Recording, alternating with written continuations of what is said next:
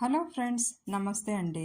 ప్రతి మనిషి తెలుసుకోవాల్సిన సత్యం ఏంటంటే వృద్ధాప్యంలో ఎలా ఉండాలి. ప్రతి మనిషి ఈ స్టేజ్లోకి వచ్చేవారే. కానీ మన సమాజంలో ఎంతోమంది వృద్ధులను చూస్తూ ఉంటాం. నలుగురేసి కొడుకులు కోడళ్ళు ఉన్న వృద్ధాశ్రమాల్లో జీవించాల్సి వస్తూ ఉంటుంది. ఈ వీడియోలో మేము ఇచ్చే కొన్ని అవసరమైన సలహాల గురించి ఒక్కసారి ఆలోచించండి. ఎంతటి సంస్కారవంతులైన కొడుకులు అయినప్పటికీ మీరు సంపాదించిన ఆస్తి అంతా తీసుకెళ్ళి వాళ్ళ అకౌంట్స్లో వేయకండి. కొంత భాగం మీ దగ్గర ఉంచుకోండి. వృద్ధాప్యంలో వారు మీకు డబ్బు ఇస్తారనే ఆశతో ఉండకండి. ఎందుచేతనంటే కాలానుగుణంగా వాళ్ళ ప్రయారిటీస్ మారిపోతూ ఉంటాయి. ఫ్రెండ్స్, నా వీడియోలు మీకు నచ్చినట్లయితే సబ్స్క్రైబ్ చేసుకొని లైక్ చేయండి, షేర్ చేయండి. అలాగే మీ సలహాలను కూడా ఇవ్వండి.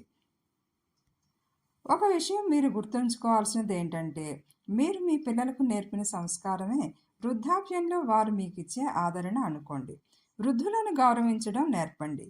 మీరు మీ పిల్లల దగ్గర మీ పెద్దవారిని అగౌరవపరిస్తే నిశ్చయంగా వారు అవే నేర్చుకొని మీతో మీ వృద్ధాప్యంలో అలాగే వ్యవహరిస్తారు. మీ స్థిర నివాసాన్ని వదిలి అంటే స్వంత ఇంటిని వదిలి వెళ్ళి మీ కొడుకుల దగ్గర ఉండాల్సి వస్తే అసలు మీరు పరాయి ఇంట్లో ఉన్నట్లు ఫీల్ అవుతారు. అందువల్ల మీ స్థిర నివాసాన్ని వదులుకోవద్దు. జనరేషన్ గ్యాప్ వల్ల కావచ్చు, లేదా వాళ్ళ జీవన శైలి మీకు నచ్చకపోవచ్చు. అయినా కూడా మీరు మీ పిల్లల విషయాల్లో ఎక్కువగా తలదూర్చకూడదు. మీరు చేసుకోగలిగిన చిన్న చిన్న పనులను స్వయంగా చేసుకోవడానికి ప్రయత్నించండి. ఇతరుల మీద ఆధారపడవద్దు. దీనివల్ల మీ శరీరం యాక్టివ్గా ఉంటుంది.